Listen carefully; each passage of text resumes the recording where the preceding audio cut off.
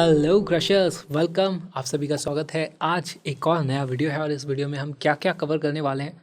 हम स्टार्ट करेंगे पहले तो प्रॉपर्टीज़ ऑफ सॉलिड्स में, उसमें किस तरीके के क्वेश्चंस एडवांस लेवल पे हमें किन चीज़ों का ध्यान रखना चाहिए। तो मैं आपको ओवरव्यू भी देता चलता हूँ। सबसे पहले हम जो इलास्टिसिटी है उसको कवर करने वाले हैं। इलास्टिसिटी में हमारे पास एक सेल्स एक्सपेरिमेंट होता है, तो उसमें किस तरीके से यंग्स मॉड्यूलस नापा जाता है उसके क्वेश्चन एडवांस लेवल पे बन सकते हैं। तो उसका भी एक प्रीवियस ईयर क्वेश्चन मैं अच्छा सा लेकर के आ गया हूँ, है ना। तो यहाँ पर हमारे पास क्या क्या चीज़ें इंपॉर्टेंट हो जाती है। हमारे पास जाता है सेल्स एक्सपेरिमेंट, मुझे नहीं पता इसको बोलेंगे कैसे, ये RIMENT। साथ में हमें कंपोजिट रॉड्स, वैसे इसके हम बेसिक मॉड्यूल में देख चुके हैं मेंस वाले में, लेकिन फिर भी इसके बहुत सारे क्वेश्चंस पूछे जाते हैं। तो एक और इसका बहुत अच्छा एग्जाम्पल हम लेकर के आ गए हैं ना। तो कंपोजिट रॉड इज़ इम्पॉर्टेंट। अगर कंपोजिट रॉड नहीं होगी, रेगुलर रॉड होगी, तो वो तो बहुत ही सिंपल से क्वेश्चन होता है, डायरेक्ट फार्मूला बेस्ड। इसका भी बेसिक रिवीजन कर लेंगे। उसके बाद हम आ जाते हैं thermal expansion. Thermal expansion, thermal expansion में एज सच जो डायरेक्ट क्वेश्चंस आते हैं वो तो बहुत ही इजी होते हैं। यहाँ पर मुझे जो लगता है कि जो एडवांस लेवल का क्वेश्चन हो सकता है वो होते हैं जब हमारे पास एक बीकर में लिक्विड भरा हुआ है और उसमें फिर दोनों को गर्म कर दिया, तो लिक्विड थोड़ा ज़्यादा गर्म हो जाएगा, बीकर भी गर्म होगा। बीकर का वॉल्यूम ज़्यादा बढ़ रहा है, लिक्विड का वॉल्यूम ज़्यादा बढ़ रहा है।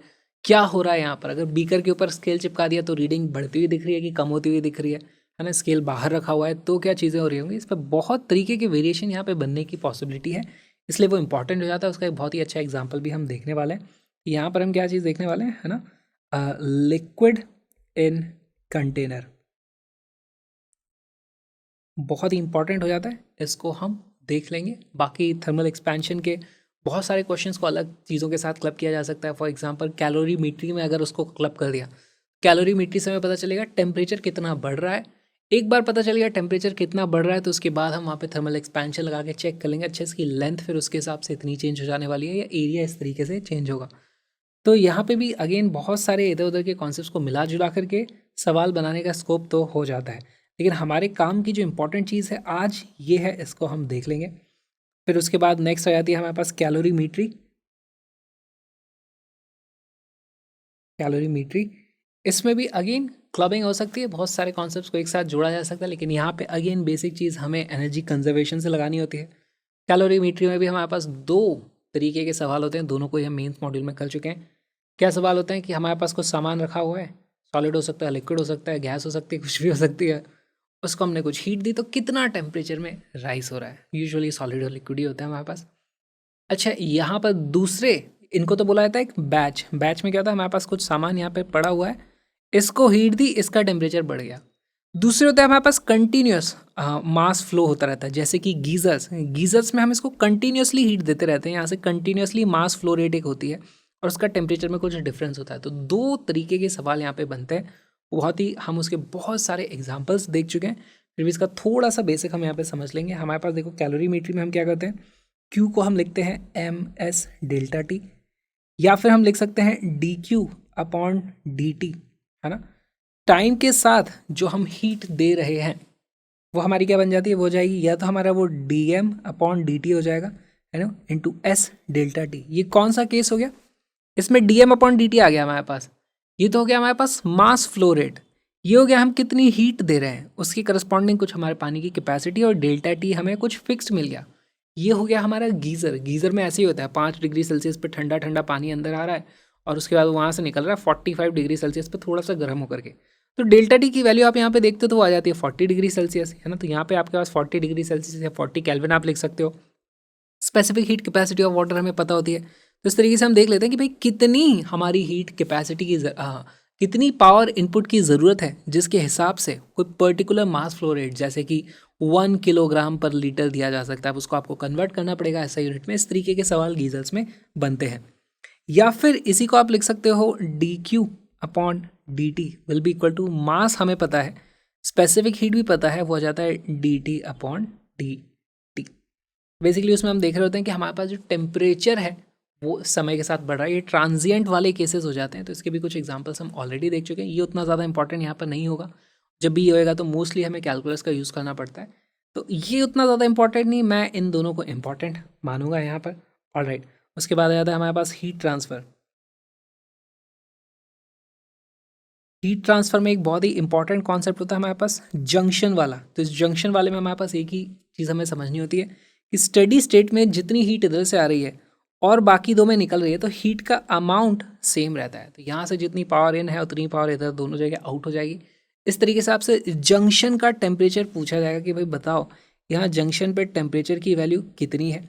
आपको मे बी यहाँ का टेम्परेचर तीनों जगह का दिया होगा, यहाँ का लेट से T1 है, यहाँ का T2 है, यहाँ का D3 है, और इन रॉड्स के क्रॉस सेक्शनल एरिया, कंडक्टिविटी, ये सब वैल्यूज़ दी होंगी। तो हम इसको किस तरीके से सॉल्व करते हैं, हम इसका थर्मल रेजिस्टेंस पता कर लेते हैं, उसके हिसाब से देख लेते हैं भाई यहाँ से जितना हीट करंट कैपिटल H आ रहा है उतना ही इन दोनों में जो जा रहा है वो मिला करके बराबर होगा। उसके हिसाब से हम टेम्परेचर की कैलकुलेशन कर लेते थे। ये बहुत ही बेसिक सी चीज़ है, इसके हम बहुत सारे एग्जाम्पल्स ऑलरेडी देख चुके हैं। ये हो गया हमारा कंडक्शन वाला पार्ट, ठीक है।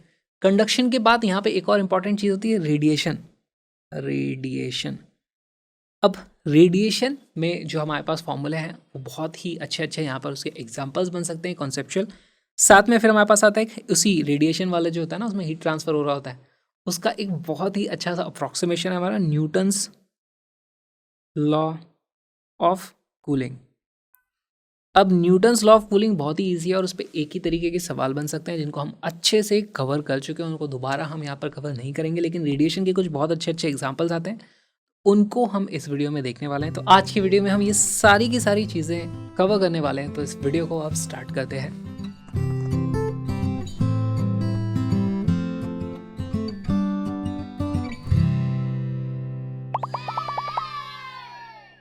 हुक्स लॉ, इसमें हमें बताया जाता है कि हमारा जो यंग्स मॉडुलस होता है वो होता है स्ट्रेस अपॉन स्ट्रेन। स्ट्रेस क्या चीज़ होती है, हमारे पास कोई भी जो क्रॉस सेक्शन होता था उस हमारे पास यहाँ पर अगर मैं नीचे फोर्स लगा रहा हूँ तो पर क्रॉस सेक्शन हमारे पास फोर्स को आप डिवाइड कर दोगे, फोर्स पर यूनिट एरिया वही हमारा स्ट्रेस हो जाता था। तो ये हो जाता था force per unit area. Strain क्या होता था हमारे पास, इसके कारण इसमें कुछ इलोंगेशन आ जाएगा, लेकिन रिलेटिव इलोंगेशन बेसिकली यहाँ पे आता है हमारे पास delta L divided by L या फिर डेल्टा एक्स बाई एक्स। आप इस तरह की बातें कर सकते हो। अच्छा, यहाँ पे हम जानते हैं कि इसको आप इक्विवेलेंट स्प्रिंग से रिप्लेस कर सकते हो। देखो हमारे पास कुछ फोर्स की वैल्यू आ रही है, हमारे पास कुछ डेल्टा एल की वैल्यू आ रही है, बाकी सारी वैल्यूज़ आप इस तरफ ले जाओगे तो ये हो जाएगा हमारे पास Y A by L delta X. तो मैं यहाँ पे लिख सकता हूँ force is equal to Y A upon L into delta L, या फिर उसी को आप डेल्टा एक्स लिख सकते हो। डेल्टा एक्स के हिसाब से हमारे पास फोर्स की वैल्यू चेंज होती है। तो अब आप इसको बोल सकते हो भाई ये हमारे पास इक्विवेलेंट स्प्रिंग बन जाता है। इसको मैं बोल दूंगा के इक्विवेलेंट। तो कई बार तो सवाल इससे ही बहुत आसानी से सॉल्व हो जाते हैं। अब यहाँ पर ये जो फोर्स होता है, ये फोर्स क्या होता है, this force F is restoring force, restoring force. अब ये बहुत ही बेसिक सी चीज़ है, रीस्टोरिंग फोर्स हमें समझना पड़ेगा। यहाँ पर हमारे केस में रीस्टोरिंग फोर्स हमेशा अप्लाइड फोर्स के बराबर होता है, जितना मैं फोर्स लगाता हूँ उतना ही यहाँ पे रीस्टोरिंग फोर्स भी आ जाता है, ठीक है। तो लेकिन कभी सवाल पूछा जाएगा तो आपको देखना है कि यहाँ definition is by restoring force. Restoring force जैसे यहाँ पर टेंशन है, मैंने इसको खींचा लेकिन वो उसको थोड़ा सा वो लंबा हो जाएगा। अगर मैंने किसी तार को खींचा थोड़ा सा लंबा होगा और वो लंबा होने के बाद वो वापस अपनी पोजीशन में जो आना चाहता है उसके लिए जो रीस्टोरिंग फोर्स लग रहा है वो हमारा यहाँ पर फोर्स यूज़ होता है, जिसकी वैल्यू जो खींचने के बराबर लिए मैंने फोर्स लगाया उसी के बराबर होती है मैग्नीट्यूड वाइज। ऑलराइट, या फिर रस्सी है तो रस्सी के केस में टेंशन अगर हमारे पास लग रही है तो उसकी हम बात कर लेंगे।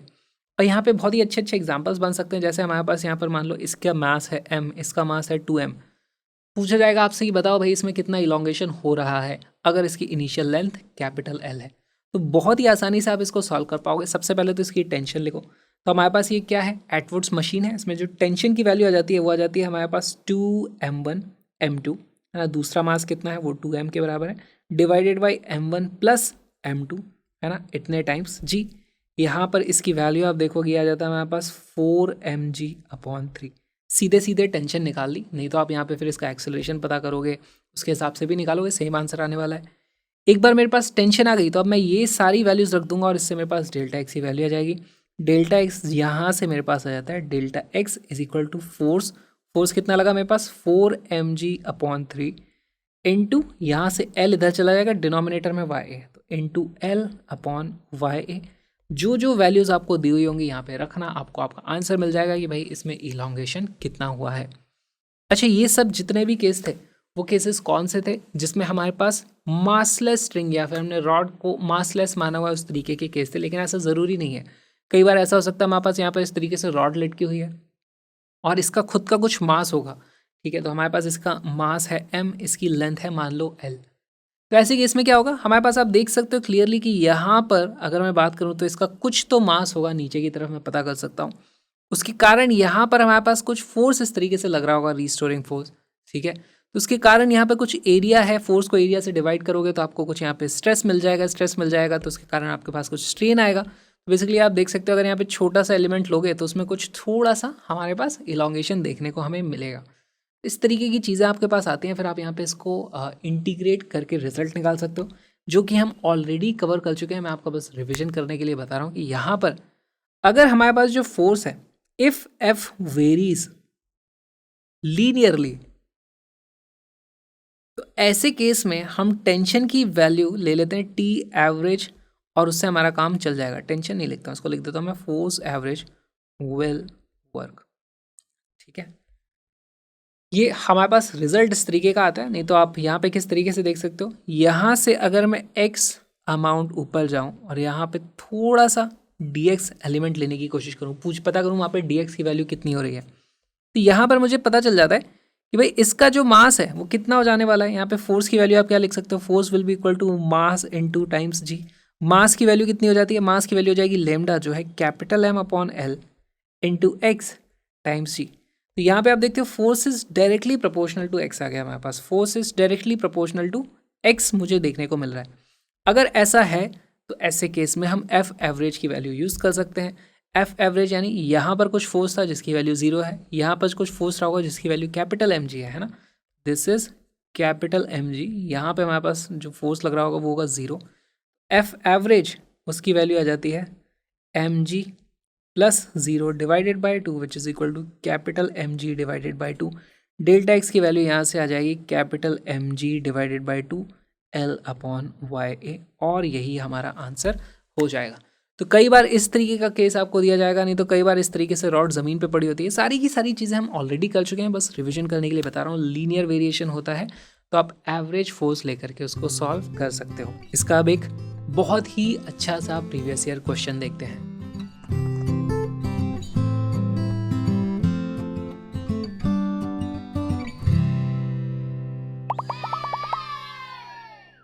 A composite rod consists of a steel rod of length 25 cm and area 2a and a copper rod of length 50 cm and area a। तो सबसे पहले तो इसका देखो डायग्राम बना लो। हमारे पास इस तरीके से स्टील रॉड है जिसका एरिया है क्रॉस सेक्शन 2a और इसकी लेंथ है 25 सेंटीमीटर। अगर इसी को मैंने लेंथ L लिख दिया तो उसके बाद हमारे पास है यहाँ पर इस तरीके से कॉपर, और कॉपर की लेंथ है हमारे पास 50 centimetre which is equal to 2 times L। ये है ना हमारे पास CU हो गई, ये हमारे पास स्टील हो गई, और इसका जो एरिया ऑफ क्रॉस सेक्शन है वो सिर्फ A है। The composite rod is subjected to an axial load F। तो हमारे पास यहाँ पर एक लोड यानी कि इस तरीके से फोर्स लगा दिया है कुछ F, तो वो दोनों तरफ लगा होगा, ऐसा नहीं हो सकता सिर्फ एक तरफ लगा दो, ऐसा हो जाएगा तो पूरा का पूरा मास इस तरफ एक्सिलरेट हो जाएगा, करेक्ट, तो वो नहीं होता। If the Young's modulus of steel and copper are in ratio 2:1। अब इसका क्या मतलब, इसका मतलब कॉपर का डबल है ना। तो अगर CU का यंग्स मॉडुलस Y था तो इसका यंग्स मॉडुलस जो हो जाएगा उसकी वैल्यू हो जाएगी 2 टाइम्स Y, ठीक है। तो हमारे पास कुछ बेसिक वैल्यूज आ गई हैं। फोर्स की वैल्यू हमारे पास यहाँ पर है। अब यहाँ पर सीधे सीधे हमारे पास जो फॉर्मूला जाता है, डेल्टा एक्स की जो वैल्यू होती है वो कितनी होती है, फोर्स अपॉन के, क्योंकि F इज इक्वल टू के एक्स होता है, F इज इक्वल टू के एक्स। जो के की वैल्यू क्या है, के की वैल्यू होती है वाई ए अपॉन एल। तो यहाँ पे आप लिख सकते हो इसकी वैल्यू हो जाएगी एफ एल अपॉन वाई ए, या फिर आप चाहो तो डेल्टा एक्स का वैल्यू इस तरीके से फॉर्मूला डायरेक्टली भी याद रख सकते हो, जैसी आपकी मर्जी। अब यहाँ पे कुछ ऑप्शंस आपसे पूछे गए हैं, बहुत ही अच्छा सवाल है। वीडियो को पॉज करो, सॉल्व करने की कोशिश करो।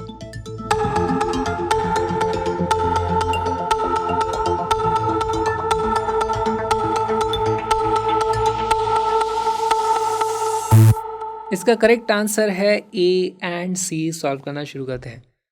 देखो अगर इसमें हमारे पास कुछ इस तरीके से एक्सटेंशन हुआ है डेल्टा एक्स, उसको मैं बोल दूं कि स्टील में उसकी जो वैल्यू आई है, फॉर्मूला लगाओ, देखो फोर्स दोनों में सेम है, इसकी लेंथ है तो ये वैल्यू हो जाएगी एफ एल अपॉन वाई की वैल्यू कितनी है इसके लिए 2y।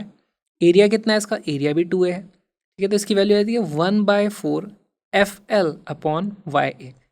सिमिलरली अगर मुझे कोई बोले कि डेल्टा एक्स फॉर कॉपर की वैल्यू पता करो, तो सेम फॉर्मूला वहाँ लग जाएगा। यहाँ पर हमारे पास वैल्यूज़ कितनी आएगी, फोर्स तो उतना ही था, लेंथ 12 थी, इसका यंग्स मॉड्यूलस y था, उसका एरिया a था, तो ये हो जाता है 2 टाइम्स FL अपॉन YA। अब यहाँ पे आप देख सकते हो अगर ये था हमारा डेल्टा एक्स एस, तो उसका 8 टाइम्स हमें ये देखने को मिल रहा है, 8 times delta x of S. तो कॉपर में स्टील का 8 गुना एक्सटेंशन हुआ है। तो अब ऑप्शन देखते हैं, the extension produced in copper rod will be more, yes that is correct. The extension in copper rod and steel parts will be in ratio 2:1, नहीं ये तो नहीं है, 8:1 का हमें आंसर देखने को मिल रहा है। The stress applied in copper rod will be मोर, तो स्ट्रेस को आप किस तरीके से पता करोगे, देखो फोर्स दोनों में सेम लग रहा है, लेकिन स्ट्रेस क्या होता है, हमारे पास स्ट्रेस की वैल्यू होती है, स्ट्रेस होता है फोर्स पर यूनिट एरिया। यहाँ पर एरिया ज़्यादा है, यहाँ पर एरिया कम है, इसका मतलब हमारे पास sigma of copper will be more, ना will be more than sigma of steel. तो stress applied to copper will be more, correct. No extension will be produced in the steel rod, ये तो हो ही नहीं सकता, एक्सटेंशन तो होगा ही होगा यहाँ पर, है ना। तो ये हमारे पास ऑप्शन आए थे, बहुत ही अच्छा सा ये सवाल था। इसी तरीके के सवाल बनते हैं कॉम्पोजिट रॉड में।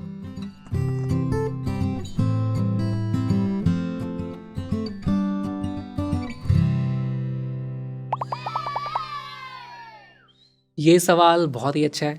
The wires A and B shown in the figure are made of the same material and have radii R A and R B. तो हमारे पास इनका रेडियस दिया हुआ है, आर ए है, इसका रेडियस है आर बी, और दोनों सेम मटेरियल के हैं। सेम मटेरियल के यानी दोनों का यंग्स मॉड्यूलस की वैल्यू सेम होगी, ठीक है। The block between them has mass m, when the force F is equal to mg/3, one of the wires break. अब कौन सा वाला ब्रेक हुआ मुझे नहीं पता, ठीक है। वैसे यहाँ पे मैं देख के फील कर सकता हूँ, अगर दोनों का रेडियस सेम होता तो इसमें जो फोर्स लगता वो सिर्फ लगता mg/3, यहाँ पे जो टेंशन होती वो कितनी होती, mg प्लस mg/3, तो बेसिकली यहाँ पे फोर्स ज़्यादा हो जाता। अगर दोनों का एरिया सेम है तो हम देखते हैं इसमें स्ट्रेस ज़्यादा होता है, यहाँ पे ज़्यादा स्ट्रेस होता है, तो ये जल्दी टूटता। और कोई भी चीज़ टूटती कब है, जब हमारे पास जो स्ट्रेस होता है वो बढ़ते बढ़ते अगर ब्रेकिंग स्ट्रेस तक चला जाए, है ना, ब्रेकिंग स्ट्रेस तक, तो वहाँ पर से टूट जाती है हमारे पास चीज़। तो अब इसी कॉन्सेप्ट का इस्तेमाल करते हुए आपको इस क्वेश्चन को सॉल्व करना है। बहुत ही अच्छा सा ये सवाल है, वीडियो को पॉज करो, फिर इसका सॉल्व करो, फिर उसके बाद इसका सोल्यूशन देखते हैं।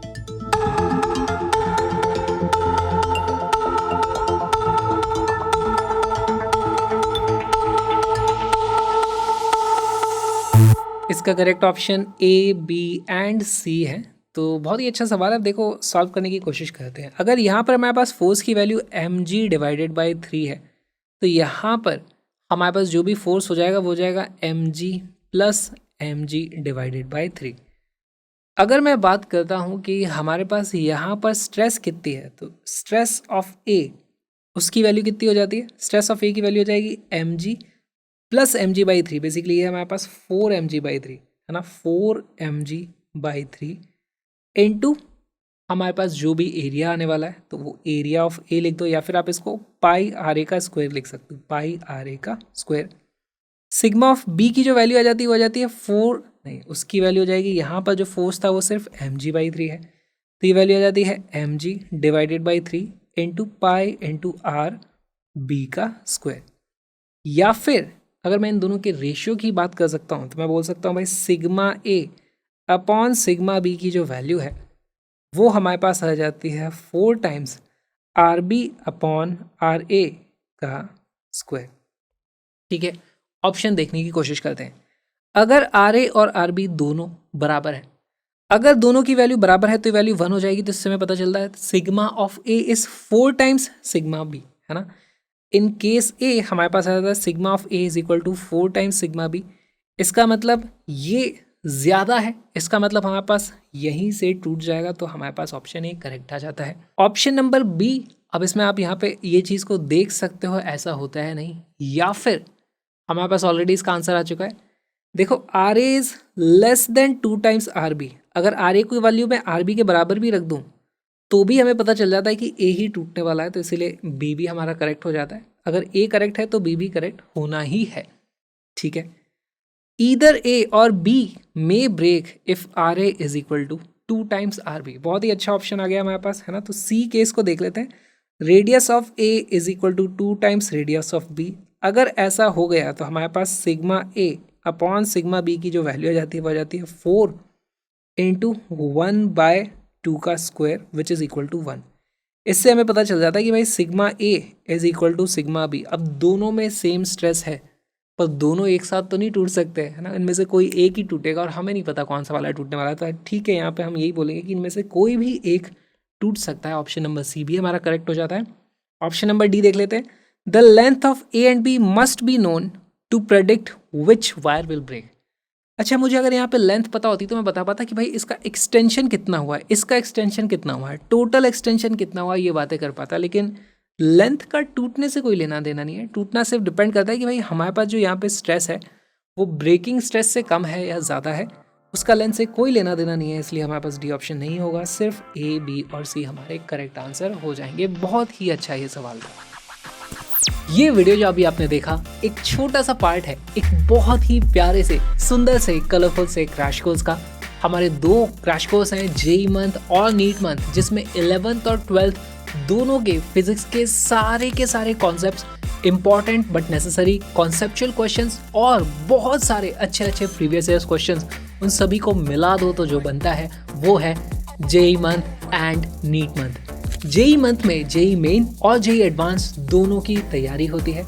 नीट मंथ में नीट स्पेसिफिक वीडियोस हैं, लेकिन as a bonus JEE main के वीडियोस भी मिलते हैं, तो आप उनसे भी तैयारी कर सकते हो।